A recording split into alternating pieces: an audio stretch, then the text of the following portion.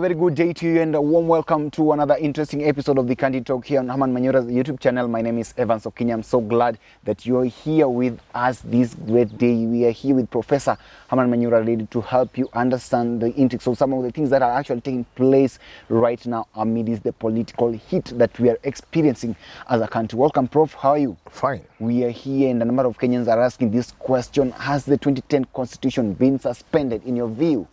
Not really. Not really. Not suspending our constitution is also not a joke.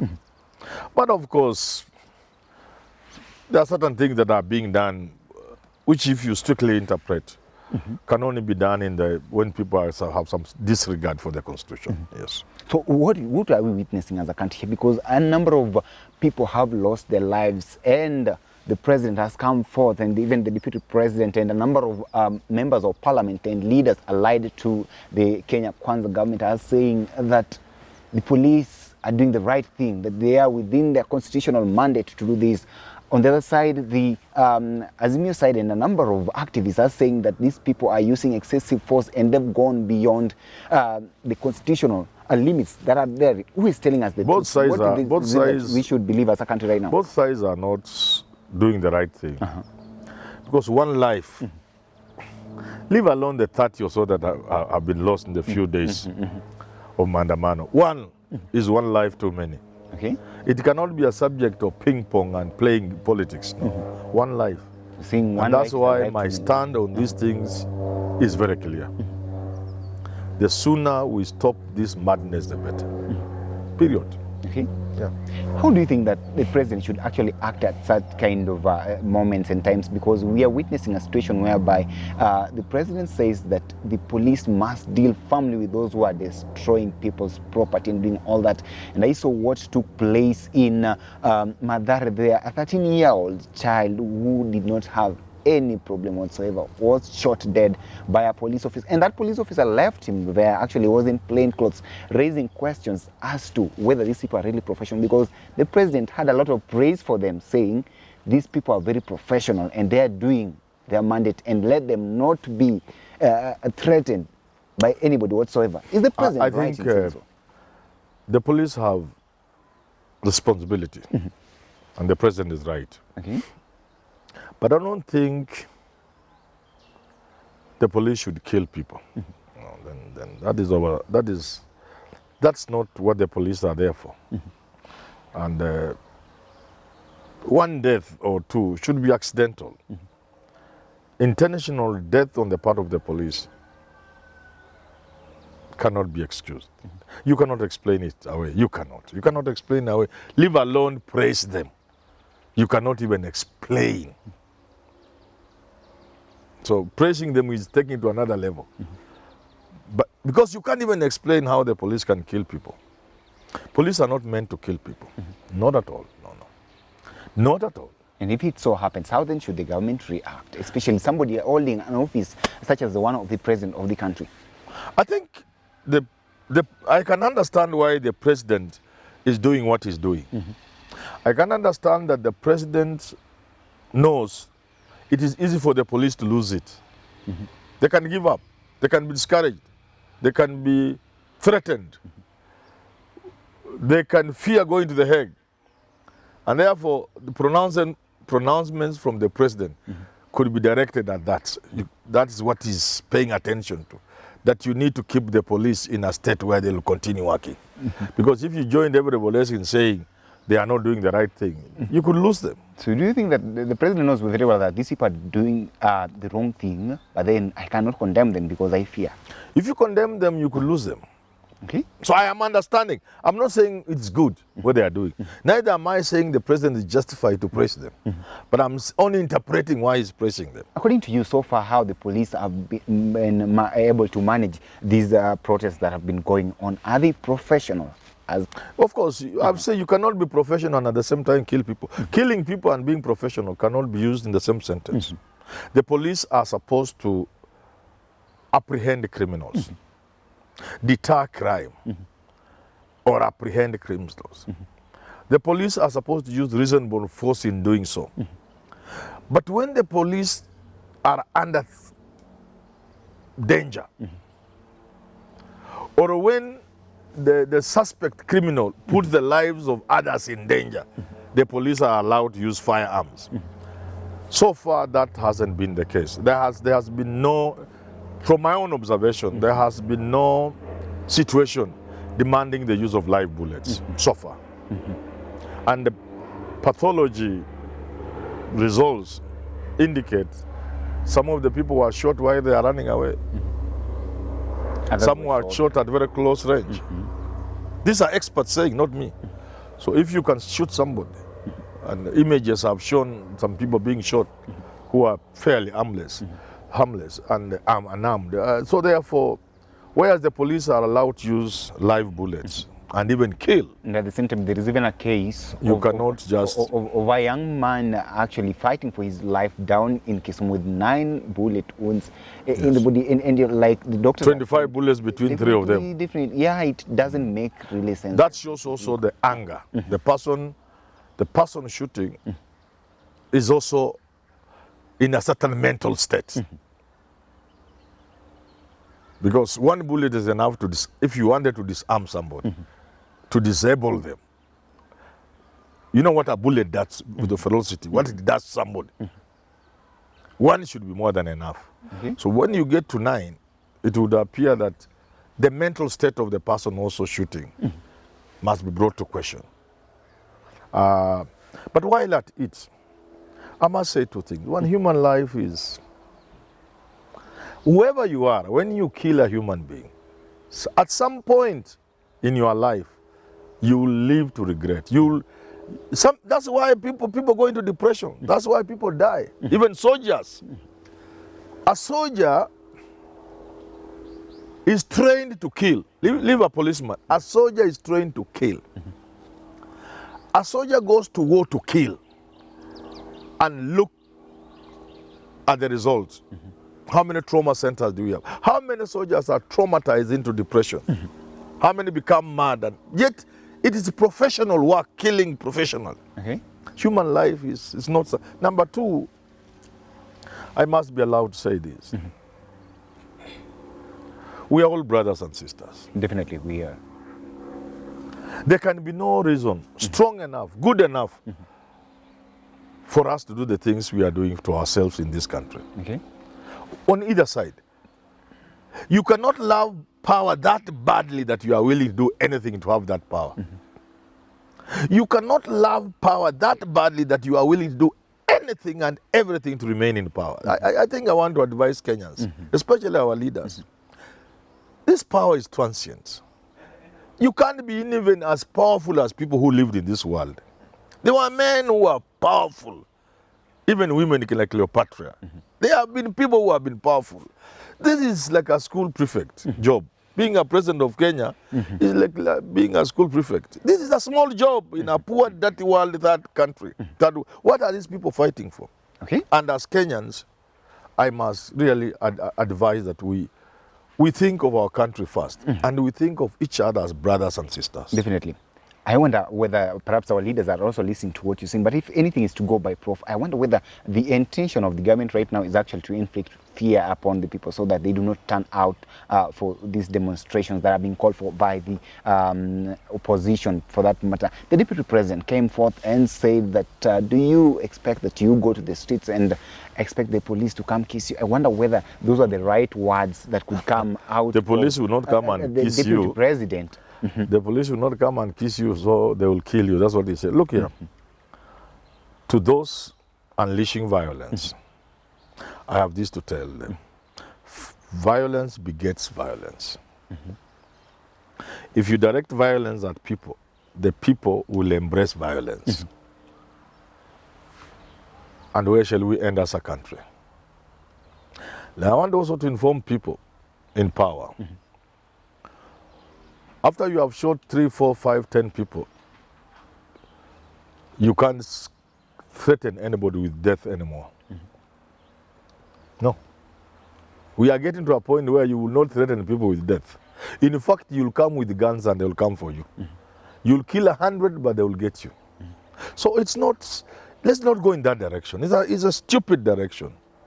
It is for children, not grown-up people. Leave alone powerful men and women in government and in the opposition, we must demonstrate our love for this country, our trust and faith in this country, by doing only those things that will ensure we have Kenya tomorrow.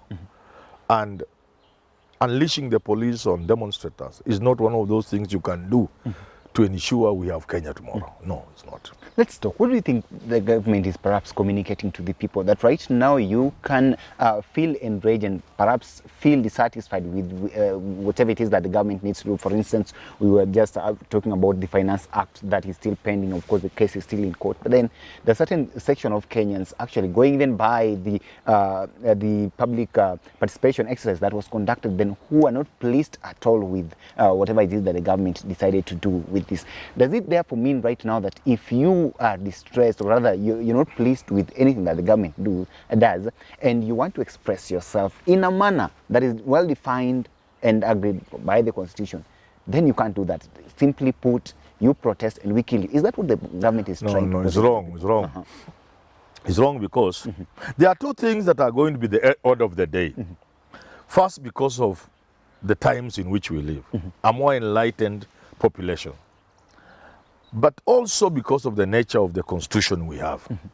So two things are going to be the order of the day, and everybody, including government, the courts, the police, must be ready to live with that. Demonstrations are going to be the order of the day over a number of things. Today is about cost of living, it's about the server.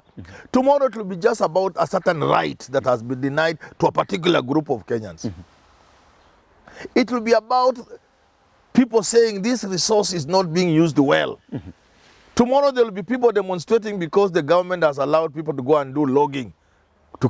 There will be friends of the forest who will organize demonstrations tomorrow that we are destroying our forests. Demonstrations are going to be the order of the day because of the times, and you can see across the world. They are not always going to be violent or people are going, no, we better know that's the world we live in.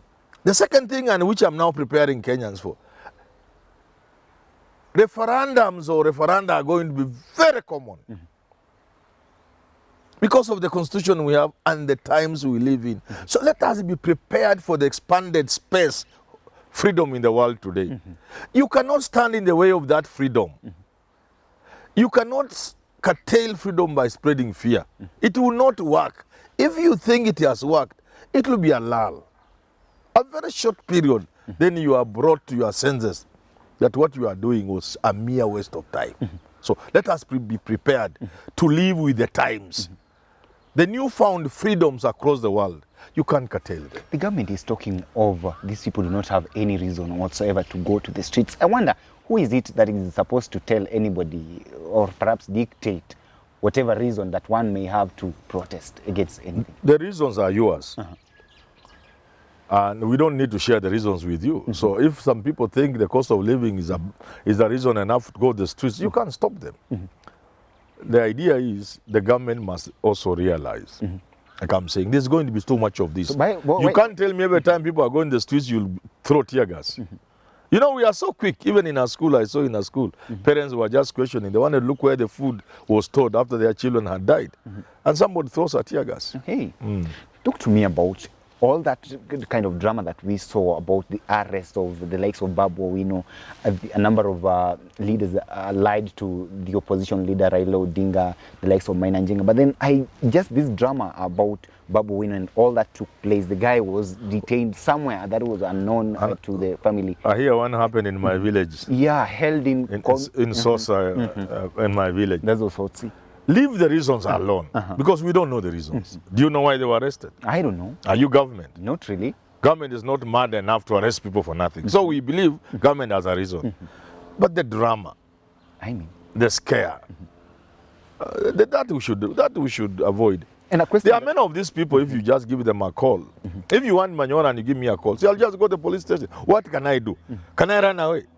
Not really. So if you come here with drama to arrest me, you traumatize children, maybe my grandchildren. You traumatize somebody's family. You make people look at government in bad light. You make people see government as an enemy. So government would be having a reason for arresting Babu Owino. Make it civil. Follow the constitution. Produce him before court. Charge him. But again, the experience I've seen in the past few days with these arrests, those of us who were there during the days of Bernard Chunga and so on and so forth, when we saw people being brought to court at night, in the evening, and Saturdays, and when Nole prosecute, they produced them in court, was issued, then the next thing was detention. They were served with detention orders. Many of us don't want to imagine we could be getting anywhere near that because it's not good for this country. It's good. I, as a peace-loving Kenyan who loves his country perhaps more than any other person, by the way, I met some lady from Geneva, the Kenyan who works in Geneva. She told me, Manyora, you love this country. No. Your love for this country is genuine. It's genuine, I love this country. I will ask our courts. Our courts, the judiciary, they should have a crisis meeting and administratively find a way of dealing with these cases. Let's not drive Kenyans into losing faith in the administration of justice, in the judiciary. Let them have an administrative sit down and find out how they will handle these cases. Let them also send a message to government that the courts will not be used in the manner in which they were used in yesteryears. Of course, the courts must only dispense justice and give litigants a chance each to make their case and for the court to deliver a judgment or an opinion. Talking of which, look at, just still focusing on the drama that happened at the Millennium Locals, where actually Babu, alongside the other guys who were arrested there and were presented before court, even before his bail process was completed, the police again got into the courts, harassed journalists therein and tried to rearrest him. Does this really portray what the government intends to do? And then something sinister happened, because I saw the senior counsel's bar come forward, led by SC Ojiambo, to actually condemn the activities of the police at that particular day at the law courts therein, saying that that was actually unlawful and uncalled for and should be condemned in the strongest words possible. But then, minutes later, that later was dismissed by the likes of Ahmed Nasir, other senior counsels like Otindia Molo. Where do you think that? Where do we draw the line between reality, law, and impunity in this country? I want the practical things, common sense. Lawyers in this country should say, should say we shall not participate in this harassment of individuals. The courts should say as much.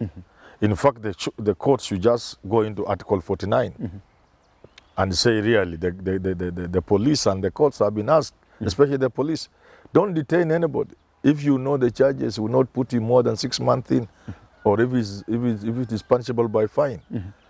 So if what offense, you can see a court is sitting in judgment, and the documents before it are about what lawyers call a what do you call it? I can't remember that. Misdemeanor. English is difficult to pronounce sometimes. Things that even if you are found guilty, under Article 49, the person who will have detained me was already wrong. How do you detain a member of parliament, or any Kenyan for that matter, and then come and charge him with an offense, which under Article, I think, 49, the police have been instructed not to detain anybody. If they arrest you, knowing that the charge they will prefer against you in court is punishable by fine, they are not allowed to detain you. Or it will be something under 6 months. They are not allowed to detain you. So how does the court sit in judgment of such a things? The court should tell the police, next, don't bring such a people to us. We will not entertain. Don't try. Don't try to bring an MP having held him over the weekend. Because there can be no justifiable reason. Had he committed treason? No. Has he murdered somebody? No. These things you are bringing before the courts and you held him from Friday, the courts will not listen to you. Go out. The courts have those powers so that they are not used at a time the government is engaged in some excesses, justifiable or otherwise. Because my plea to all of us is to do only those things that will ensure we have a country with us tomorrow. If we are doing something we know will contribute to dismantling this country, let's avoid it by all means. Arresting people overnight, Yes. detaining them incommunicado, presenting them in court, bring about all these sorts of re-arrests again, and say a number of people are still locked up. Go to the courts, the leaders who are demonstrating, they are still locked up. Reasons as to why they've been locked up, I hear they were denied bail, and all those things taking place, and Kenyans are wondering, are we teetering at the brink of collapse as a country, or are we going back to the dark days? That's Those what are I'm questions saying. that are lingering right now. I'm saying the lawyers in this country should not be even appear in court for such a things. They say we are not going to appear in court. What for? And the judges and the magistrates, all of them as a judiciary, they should say we will not help you. We will not play to your games. Because under article this and this. I mean, can you tell us any justifiable reason why an MP should stay in over the weekend? Then you come and charge him with this before the courts. Where would he have gone? The principle is you detain somebody because you have reasonable, you can believe, you have reason to fear that he can escape. Would a member of parliament escape because you want to charge him with say, assault or creating disturbance? Is he likely to escape? Leave his family, leave his salary, leave his good job. Those are the things the courts should be questioning. The ODPP, the DCI, the police. And as I'm saying, the judiciary should help us at this juncture by sitting down, coming up with some thinking, and inviting the other players within the administration of justice, the police, DCI, ODPP, and sharing together a cup of tea. Since they like Mombasa, they can go there. These ones I can allow them, or Naivasha. Then they say, the judicial say, you are up in blatant violation of the constitution. You are making us look very stupid, very bad. When you hold somebody who is known in society, who can't escape, only to bring and charge him or even fail to charge him. We cannot continue like that. Do you then think that perhaps this is the right way to go as a country? Can the government succeed in quelling this protest this way, or just by addressing what the people are? You do the simple thing. I've said, on the left, strong arm tactics, cramp down on dissent, quell riots, beat people, do what? But it never succeeds. Never. If it's a success, it's short-lived. On the right, do the simple thing, which is do what is right, what is expected of you as a government. In this instance, even before you do anything, just agree to sit down with the opposition, and immediately they cease fire, and then people begin to talk of the bigger things that are sending us in the streets at the danger of losing our country. Definitely. Well, ladies and gentlemen, that was a conversation here on the State of the Nation with Professor Herman Manyora. We do hope that our leaders are watching, because we do not want to witness any more deaths in this country. Let's bring some sort of sobriety in here. And of course, we're still wondering, where will we find the voice of reason at such kind of times when the country is under immense pressure amid all this sort of protests and tribulation that we are witnessing right now as a country. Remember, our team is still on the ground. We'll keep you updated with comprehensive analysis of everything taking place in the country. Please stay tuned to some of our programs that will be coming up here. Gerald Kabiru will always be here, as well as Richard Mwenje, and of course, Mundia Brand will be there on the opinion scope, where he gives the man on the ground, the common mwananchi, a chance to air their views and their opinions on what is taking place in the country. Till we have this conversation again, have yourself a lovely day. My name is Evans Okinyi.